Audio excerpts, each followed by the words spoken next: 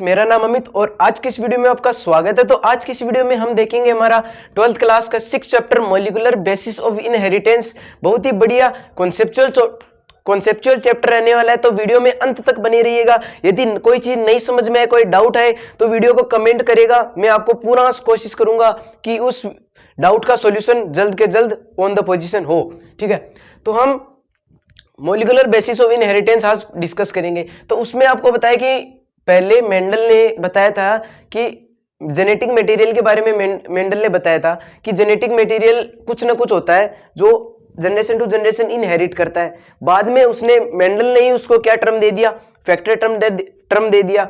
ठीक है, उस फैक्टर को टर्म को ही आगे क्या कह दिया गया, जीन कह दिया गया कि फैक्टरी क्या होता है, जीन होता है। मतलब जीन ही रिस्पॉन्सिबल होता है किसी भी कैरेक्टर को इनहेरिट करने में, जीन ही रिस्पॉन्सिबल होता है। ठीक है, तो बात करें बाद में आता है जेनेटिक मटेरियल के बारे में। तो जेनेटिक मटेरियल के बारे में बहुत सारे एक्सपेरिमेंट किए गए। ठीक है, कई सारे एक्सपेरिमेंट हमारे आगे आएंगे, उससे यह प्रूव होता है कि हमारा जेनेटिक मटेरियल जो है वह डीएनए है। आरएनए हमारा जेनेटिक मटेरियल नहीं है, नहीं हमारा जेनेटिक मटेरियल क्या है, प्रोटीन है। दोनों ही नहीं है, प्रोटीन आरएनए दोनों ही नहीं है। बात करते हैं डीएनए की। ठीक है, तो डीएनए क्या है, डीएनए एक पॉलीमर ऑफ डीऑक्सी राइबोन्यूक्लियोटाइड है। मतलब डीऑक्सी राइबोन्यूक्लियोटाइड यदि आपस में पॉलीमराइज हो जाए, आपस में जुड़ जाए, तब क्या बन जाएगा, लॉन्ग स्ट्रैंडेड डीएनए बन जाएगा। डीएनए का रफली डायग्राम आप देख सकते हैं, डीएनए कुछ ऐसा दिखता है। ठीक है, इसमें क्या है, इसका कंपोजिशन क्या आता है, तो डीऑक्सी राइबोन्यूक्लियोटाइड का बना हुआ होता है। ठीक है, अब न्यूक्लियोटाइड क्या होता है, न्यूक्लियोटाइड ये होता है nitrogen base pentose sugar phosphate group. ठीक है, न्यूक्लियोटाइड का कंपोजिशन होता है nitrogen base pentose sugar phosphate group. ठीक है, अब नाइट्रोजन बेस भी है, दो प्रकार का होता है, एक तो होता है प्यूरिन, दूसरा होता है पायरिडीन। ठीक है, नाइट्रोजन बेस दो प्रकार का होता है, प्यूरिन और दूसरा पायरिडीन। ठीक है, अब प्यूरिन भी दो टाइप के होते हैं, दो प्रकार के इसका फर्दर डिवीजन चलता है। तो एक तो होता है एडेनिन एंड दूसरा होता है ग्वानिन। एडेनिन एंड ग्वानिन दो प्रकार के क्या होते हैं, प्यूरिन होते हैं। और यही पायरिडीन भी दो प्रकार का होता है, थाइमिन और साइटोसिन, दो प्रकार का होता है। ये केस चल रहा है डीएनए के अंदर, डीऑक्सी राइबोज शुगर में यह केस चल रहा है। ठीक है, नाइट्रोजन बेस का। और यदि हम बात करें आरएनए में, तो आरएनए में थाइमिन है ना, ये थाइमिन एब्सेंट होता है आरएनए में, और थाइमिन की जगह यूरेसिल नाइट्रोजन बेस जुड़ा होता है उसके डीएनए के अंदर। ठीक है, तो ये हो गया। तब आरएनए में क्या प्रेजेंट, थाइमिन ग्रुप एब्सेंट होता है। ठीक है, तो एक तो यही हमारा डिफरेंस बन गया डीएनए में और आरएनए में कि जो पायरिमिडीन होता है नाइट्रोजन बेस, उसमें थाइमिन की जगह यूरेसिल प्रेजेंट होता है, आरएनए में यह। ठीक है, तो अब हम बात करते हैं स्ट्रक्चर ऑफ न्यूक्लियोटाइड चेन की। स्ट्रक्चर ऑफ न्यूक्लियोटाइड चेन मैंने बता दिया, nitrogen base pentose sugar phosphate group से बना हुआ होता है। ठीक है, अब आप स्ट्रक्चर देख सकते हो कि इसकी पेंटोज शुगर की स्ट्रक्चर इस प्रकार होती है। ठीक है, ये पेंटोज शुगर है। अब पेंटोज शुगर भी कौन से होते हैं, पेंटोज शुगर मतलब फाइव नंबर चेन होती है, 5 नंबर चेन होती है सॉरी। अब बात करते हैं deoxy ribose sugar. Deoxy ribose sugar DNA में प्रेजेंट होती है, और ribose sugar, deoxy ribose sugar, ठीक है, और राइबोज शुगर किसमें प्रेजेंट होती है, आरएनए में। तभी डीऑक्सी मतलब क्या होता है, ऑक्सीजन डेफिशिएंट। ठीक है, ऑक्सीजन डेफिशिएंट, तो इसमें सेकंड नंबर कार्बन पे क्या है, ऑक्सीजन क्या है, डेफिशिएंट है। यदि हम आरएनए की शुगर की बात करें, आरएनए की राइबोज शुगर की बात करें, तो उसमें यहाँ पे ऑक्सीजन ग्रुप प्रेजेंट होता है। ये भी मेजर डिफरेंस क्रिएट करता है डीएनए में और आरएनए में। ये ऑक्सीजन ग्रुप क्या है, ये बहुत ज्यादा रिएक्टिव बना देता है, इसलिए आरएनए जेनेटिक मटेरियल को सपोर्ट नहीं करता। ठीक है, यही रीजन है। अब नंबर ऑफ न्यूक्लियोटाइड होते हैं ना, वही डीएनए की लेंथ को डिटरमाइन करते हैं। अब जैसे बात करें डीएनए हमारे ह्यूमन डीएनए में 3.3 × 10⁹ बेस पेयर है। ठीक है, और बात करते हैं इकोलाई में 4.6 × 10⁶ बेस पेयर है। ठीक है, और बैक्टीरियोफेज लेमडा में 48,502 बेस पेयर है। ठीक है, बैक्टीरियोफाज वायरस होते हैं जो क्या करते हैं, बैक्टीरिया को इन्फेक्ट करते हैं, उसमें कितने हैं, 5386 क्या है, इसमें बेस पेयर है।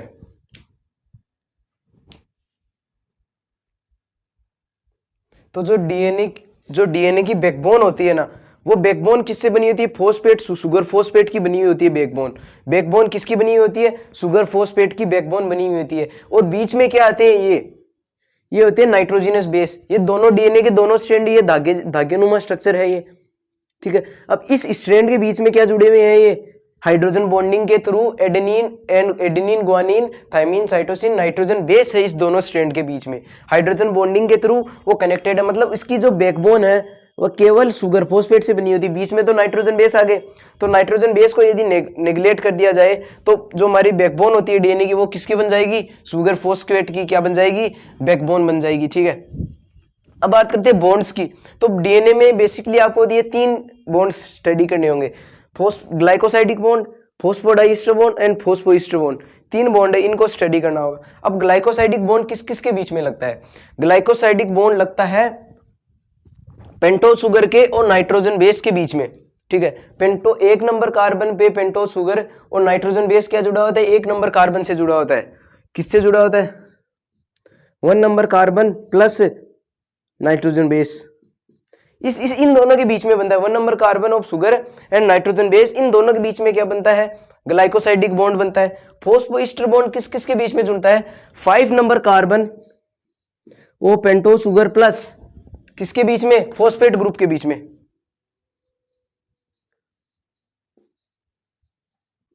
फॉस्फेट ग्रुप के बीच में बनता है सॉरी।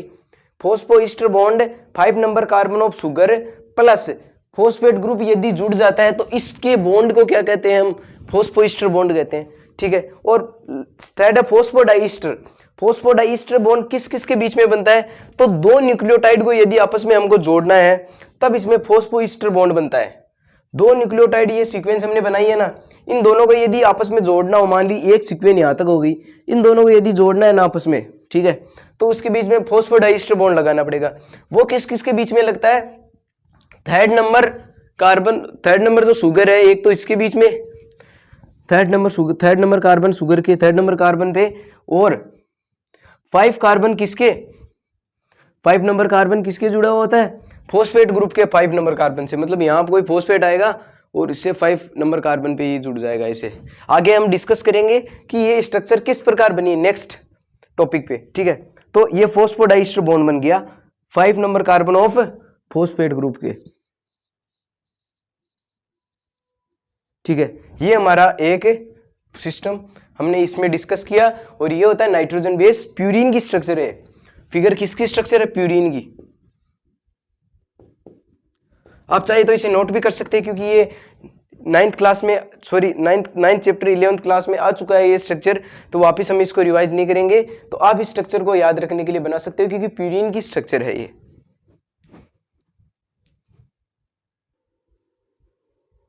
ठीक है। तो इस टॉपिक में हम देखेंगे कि न्यूक्लिक एसिड की डिस्कवरी है वो कैसे हुई है। न्यूक्लिक एसिड की डिस्कवरी कैसे होती है? न्यूक्लिक एसिड की डिस्कवरी इस प्रकार होती है कि फ्रेडरिच मिशर एक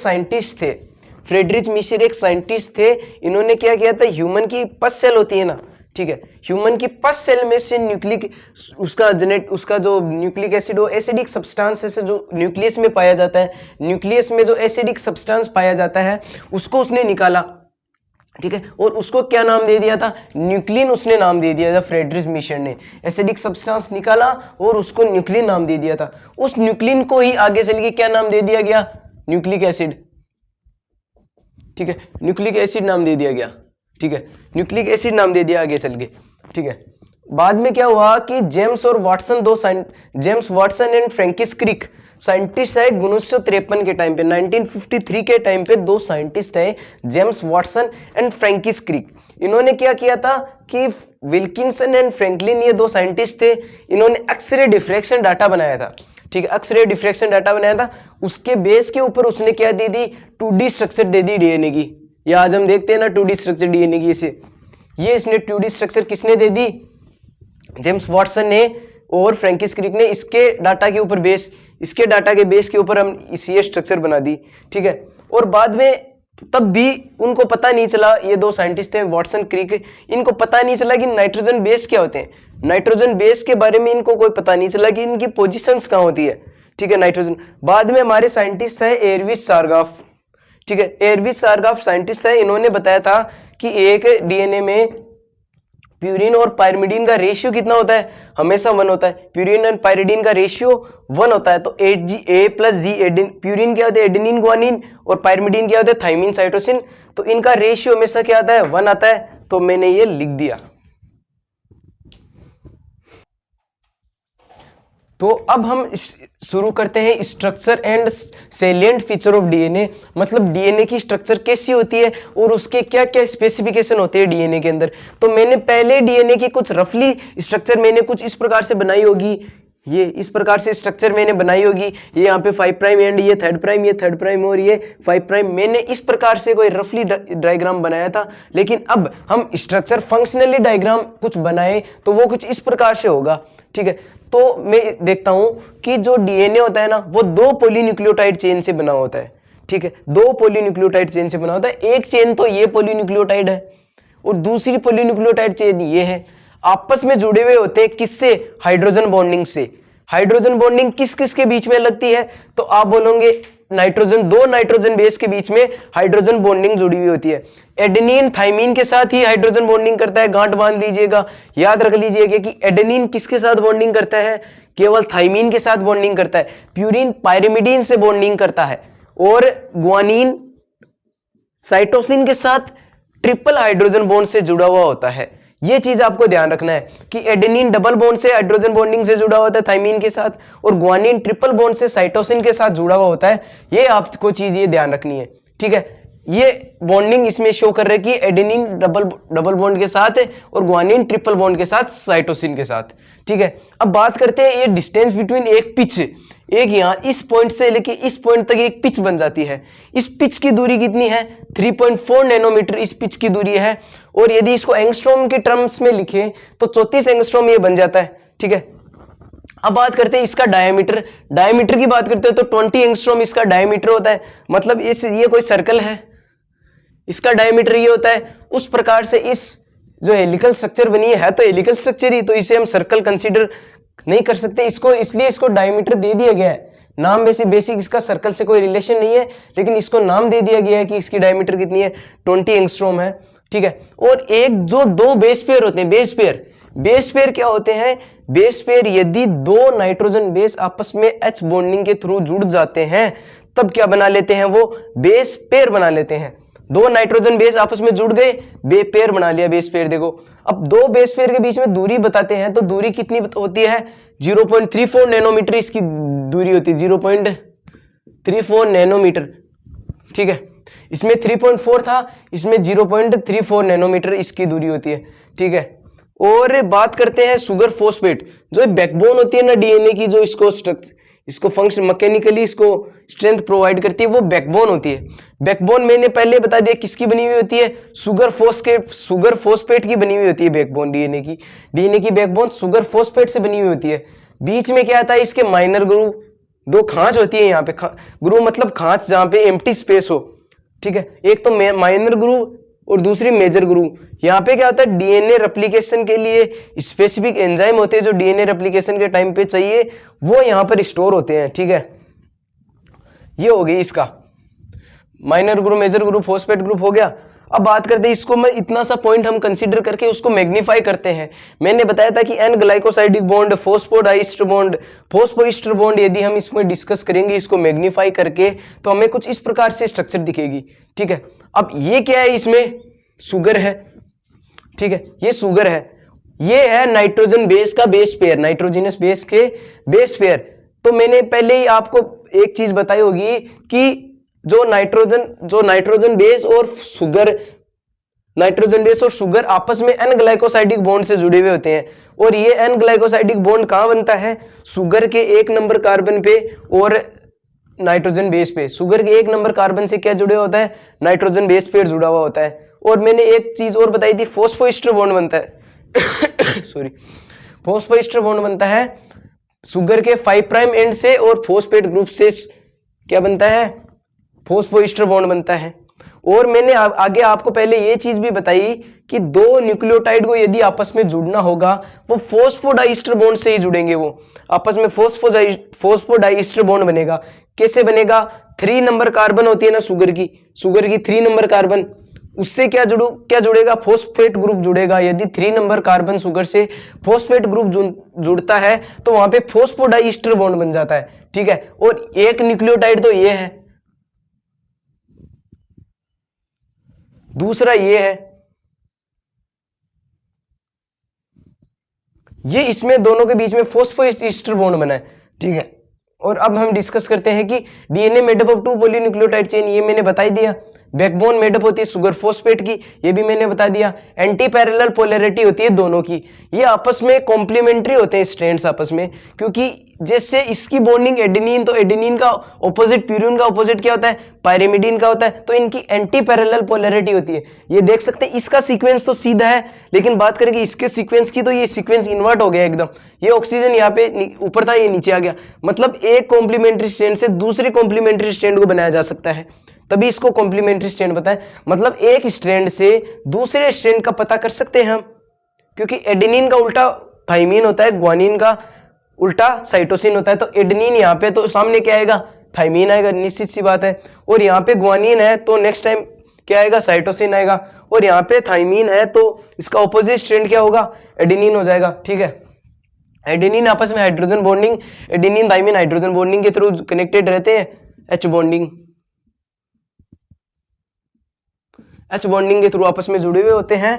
और इनकी जो कोइलिंग है डीएनए की वो राइट हैंडेड मैनर में होती है, क्लॉकवाइज इसमें होता है कोइलिंग डीएनए की, क्लॉकवाइज कोइलिंग होती है डीएनए की। और एक पिच में 10 बेस पेयर होते हैं, शायद मेरी 10 बेस पेयर बने या ना बने, 1 2 3 4 5 6 7 9 और ये 10, एक में 10 बेस पेयर, एक पिच में 10 बेस पेयर बनते हैं।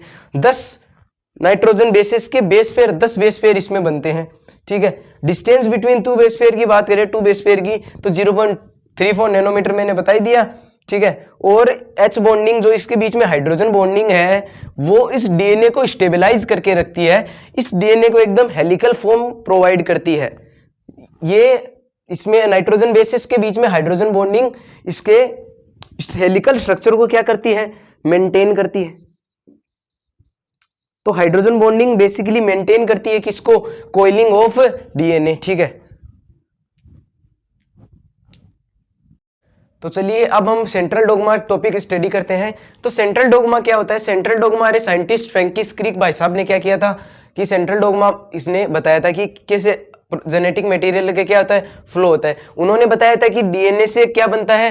प्रोटीन बनता है। डीएनए से ये क्या बनता है? प्रोटीन बनता है। तो डीएनए से जब डीएनए से डीएनए बनता है तो उसको हम रेप्लिकेशन कहते हैं। रेप्लिकेशन मतलब डीएनए रेप्लिकेट हो रहा है। जैसे मान लीजिए ये एक स्ट्रैंड है डीएनए का, ये वापस में रेप्लिकेट होके कितने स्ट्रैंड बन रहे हैं?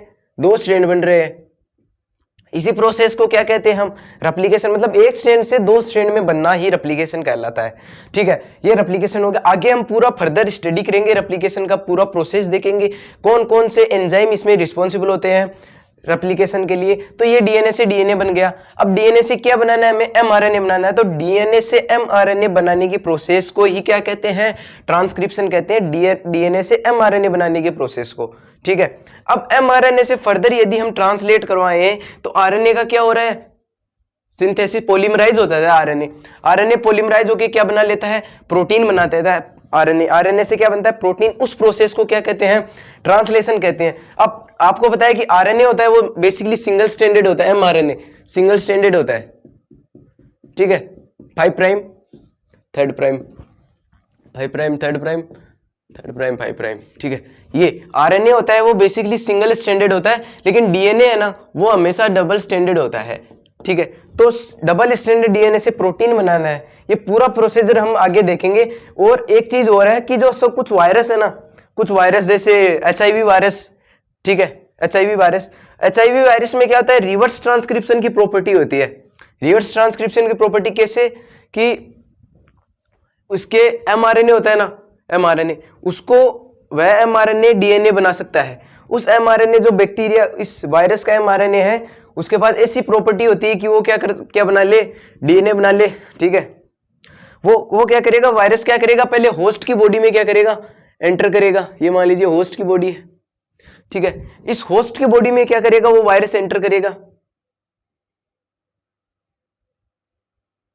ठीक है, होस्ट की बॉडी में वायरस एंटर करेगा और अपना डीएनए, उसका वायरस का डीएनए है ना, वो अपने डीएनए के साथ इसके ओरिजिनल, इसका जो सेल का डीएनए है इसके साथ रिप्लेस कर देगा। और जैसा इसका डीएनए वायरस का डीएनए वैसा ही आगे क्या बनेगा, प्रोटीन बनेगा। तब इसमें पूरा फंक्शनिंग क्या हो जाएगी, कैटलिस्ट एंजाइम की बनेगी, वो पूरी डिस्टर्ब हो जाएगी।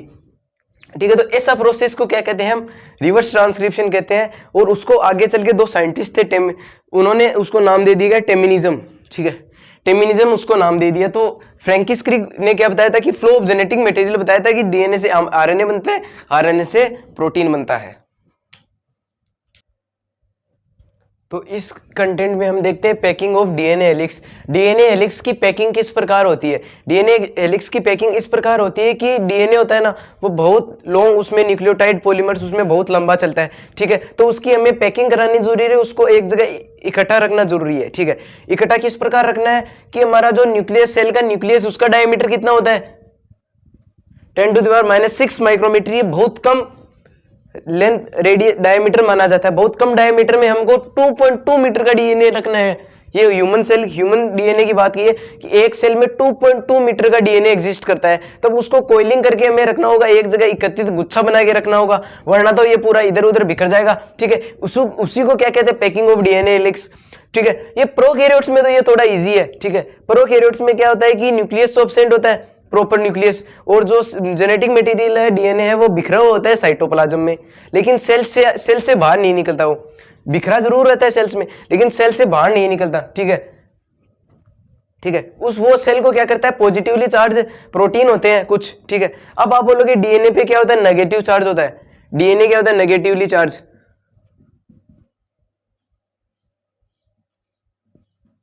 डीएनए हमेशा नेगेटिवली चार्ज होता है, तभी वो पॉजिटिवली चार्ज प्रोटीन्स के साथ बाइंड कर जाएगा। ठीक है, नेगेटिवली चार्ज प्रोटीन होता है, और डीएनए भी पॉजिटिवली चार्ज प्रोटीन के साथ जुड़ जाएगा और न्यूक्लियोइड बनाएगा। किसके अंदर, प्रोकैरियोट्स के अंदर। प्रोकैरियोट्स के अंदर क्या बनाएगा, न्यूक्लियोइड स्ट्रक्चर बना लेगा। मतलब नेगेटिवली चार्ज प्रोटीन किसके साथ बाइंड हो जाएगा, sorry, negatively charge DNA protein के साथ बाइंड होके क्या बनाएगा, न्यूक्लियोइड बनाएगा। ये प्रोटीन में होता है, सॉरी, ये प्रोकैरियोट्स में होता है। ठीक है, अब बात करते हैं हम यूकैरियोट्स में। यूकैरियोट्स में क्या होता है, जो पॉजिटिवली चार्ज प्रोटीन होता है, पॉजिटिवली चार्ज प्रोटीन, वो क्या होते हैं, हिस्टोन्स होते हैं। हिस्टोन स्पेशलाइज्ड ये होते हैं प्रोटीन। ये क्या रखते हैं, डीएनए को अपने अंदर क्या रखते हैं, बाइंड रखते हैं। ठीक है, वो हिस्टोन में क्या है, आर्जिनिन एंड लाइसिन। ये हमारे अमीनो एसिड्स में है, आर्जिनिन एंड लाइसिन। ये पॉजिटिवली चार्ज अमीनो एसिड है, पॉजिटिवली चार्ज। ये क्या रखते हैं, हिस्टोन बनाते हैं। इस हिस्टोन में ये प्रेजेंट होते हैं। ठीक है, positively charge amino acid. Histone क्या करता है, डीएनए, नेगेटिवली चार्ज डीएनए को क्या रखता है, बाइंड रखता है अपने अंदर। ठीक है, हिस्टोन है ना, हिस्टोन 8 मॉलिक्यूल से बना हुआ होता है, 8 मॉलिक्यूल से। ठीक है, और वो क्या बनता है, हिस्टोन ऑक्टामर उसे बोलते हैं। हिस्टोन 8 मॉलिक्यूल से बना हुआ होता है और उसे हिस्टोन ऑक्टामर कहते हैं।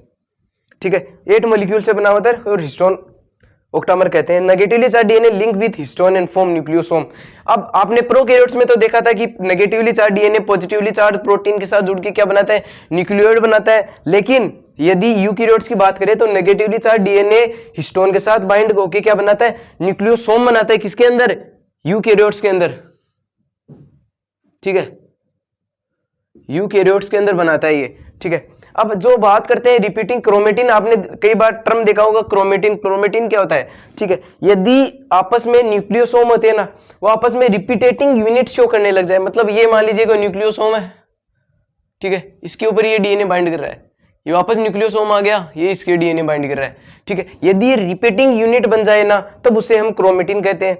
और क्रोमेटिन सेल के डीएनए में एक, जैसे माला में फूल नहीं गुथे हुए होते हैं ना, वैसा हमको दिखता है कि क्रोमेटिन क्या होता है। ठीक है, अब क्रोमेटिन आगे फर्दर कंडेंस होगा और क्या बनाएगा, क्रोमेटिन फाइबर बनाएगा। और बात करते हैं न्यूक्लियोसोम की। न्यूक्लियोसोम है ना, न्यूक्लियोसोम, उसमें 200 बेस पेयर जुड़ते हैं। मतलब हिस्टोन है ना, वो 200 बेस पेयर क्या कर सकता है, अपने अंदर जोड़ सकता है, मतलब अपने आप के अंदर ऊपर उसके अपने ऊपर लपेट सकता है। 200 बेस पेयर अपने ऊपर क्या कर सकता है, लपेट सकता है। तो अब हम स्टडी करते हैं कि डीएनए जो न्यूक्लियोसोम है वो कैसा होता है, न्यूक्लियोसोम। ठीक है, अब बात करते हैं ये हिस्टोन, ये जो कोर है बीच में ये बनाया हुआ, ये कोर है, ठीक है, ये कोर है बीच में बनाया हुआ, ये क्या है, हिस्टोन मॉलिक्यूल है। ठीक है, हिस्टोन मॉलिक्यूल है ये, इसका कोर, इसके ऊपर ये क्या जुड़ा हुआ है, ये देख सकते हैं आप, डीएनए जुड़ा हुआ है इसके अंदर, कोइलिंग डीएनए ऊपर इसके बाइंड कोइल किया हुआ है। ठीक है, और H1 हिस्टोन इससे बाइंड होता है। ठीक है, H1 इससे हिस्टोन बाइंड होता है। ये डीएनए, ये होता है न्यूक्लियोसोम की स्ट्रक्चर, बेसिकली स्ट्रक्चर। तो न्यूक्लियोसोम क्या करता है, सॉरी हिस्टोन मॉलिक्यूल क्या करता है, डीएनए को अपने ऊपर रैप करके रखता है। ठीक है, अब बात करते हैं क्रोमेटिन। अब क्रोमेटिन फर्दर कंडेंस होके क्या बनाता है, क्रोमेटिन फाइबर। क्रोमेटिन जैसे मान लीजिए ये है, ऐसा कुछ है। ठीक है, अब वो आगे चल के क्या बनाएगा, क्रोमेटिन फाइबर बनाएगा इस प्रकार से। ठीक है, वो क्रोमेटिन फाइबर बनाएगा। ठीक है, अब क्रोमेटिन फाइबर भी है ना, आगे चल के फर्दर कंडेंस होके क्या बनाएगा, क्रोमोसोम बनाएगा। ठीक है, ये फर्दर यदि ये क्रोमेटिन है ना, ये कंडेंस होके क्या बनाएगा, क्रोमोसोम बना लेगा। ठीक है, सेल डिवीजन के फेज के टाइम पे। ठीक है, फर्दर फॉर्म क्रोमोसोम बन गए। अब बात करते हैं नॉन हिस्टोन प्रोटीन होते हैं ना, वो भी कंडेंसेशन के लिए यूज में लेते हैं। ठीक है, डीएनए की पैकिंग के लिए नॉन हिस्टोन प्रोटीन भी काम में लेते हैं। ठीक है, नॉन हिस्टोन प्रोटीन किस लिए काम में लेते हैं, अब मान लीजिए जैसे मान लीजिए न्यूक्लियस आपस में ऐसे एकदम क्लोजली पैक हो जाएंगे, यदि ऐसा नॉन हिस्टोन प्रोटीन नहीं होंगे, एब्सेंट होंगे, तो यूकैरियोटिक सेल में आपस में डेंसली बहुत ज्यादा डेंस हो जाएगा, ट्रांसक्रिप्शनली इनएक्टिव हो जाएगा पूरा डीएनए। तो बीच बीच में जगह होती है, इसीलिए ये न्यूक्लियोसोम के बीच में क्या होती है, नॉन हिस्टोन प्रोटीन एब्सेंट होती है। बीच में ऐसे धागे, जैसे माला और धागा होता है ना, माला के बीच में, फूलों के बीच में माला पिर होते हैं, तब उस प्रकार का धागा, तो डीएनए न्यूक्लियोसोम वो फूल है। ठीक है, उस प्रकार से दिखता है। तो नॉन हिस्टोन प्रोटीन होना भी क्या है, जरूरी है, नॉन हिस्टोन प्रोटीन होना जरूरी है। और बात करते हैं यदि क्रोमेटिन लूजली पैक्ड है, ठीक है, लूजली पैक्ड है, उसको क्या कहते हैं, यू क्रोमेटिन कहते हैं। यदि वह लाइट स्टेन्ड है, यदि डीएनए, ये क्रोमेटिन क्या, लाइट स्टेन्ड है। ठीक है, लाइट स्टेन्ड है। ठीक है, तब उसे हम क्या कहते हैं, यू क्रोमेटिन कहते हैं। यदि वो एकदम डार्क स्टेन्ड, एकदम कंडेंस हो जाता है, एकदम डार्कली कंडेंस हो जाता है, उसको डार्क स्टेन्ड क्रोमेटिन कहते हैं। और वो ट्रांसक्रिप्शनली इनएक्टिव होता है, मतलब डीएनए से क्या नहीं बन सकता, इस डीएनए से क्या नहीं बन सकता, आरएनए नहीं बन सकता। ट्रांसक्रिप्शनली इनएक्टिव का मतलब होता है कि डीएनए से आरएनए नहीं बन सकता। तो उस जो रीजन, उसको कहते हैं, उस क्रोमेटिन को कहते हैं हिट्रोक्रोमेटिन। हिट्रोक्रोमेटिन क्या होता है, ट्रांसक्रिप्शनली क्या होता है, इनएक्टिव होता है, उससे क्या कहते हैं, हम हिट्रोक्रोमेटिन कहते हैं, जो जिसका ट्रांसक्रिप्शन नहीं होता। यदि यूक्रोमेटिन की बात करें तो ये ट्रांसक्रिप्शनली क्या होता है, एक्टिव होता है। ये क्या होता है, ट्रांसक्रिप्शनली एक्टिव होता है ये, और हिट्रोक्रोमेटिव ट्रांसक्रिप्शनली एक्टिव नहीं होता। तो ये बात हमने कर ली पैकिंग ऑफ डीएनए हेलिक्स की।